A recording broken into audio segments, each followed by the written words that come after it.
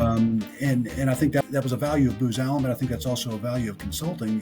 Whether it's around just critical assessment. It's correlating variables, thinking in combinations. How do things work together? How do things integrate? How do things flow together? It taught me to ask the question, what are we trying to achieve?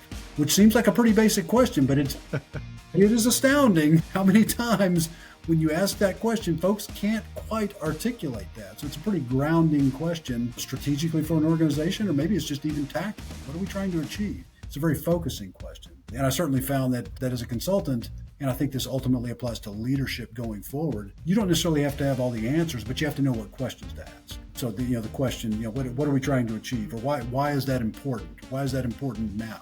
Well, what are we trying to achieve? Now, what are you willing to do to get it? I mean, those are some very focusing and grounding questions. And again, I think those apply broadly to leadership, but I'll also tell you they work pretty well in communications. No, for sure. I think always the basic of a communications plan. Who's your audience? Who are you really trying to reach? And then what are the channels to best reach them? So maybe a press release isn't the way to go, or maybe national media may not be the way to go. What you're looking at is a trade public. So those are the questions that lead you to the right tactics, and approach.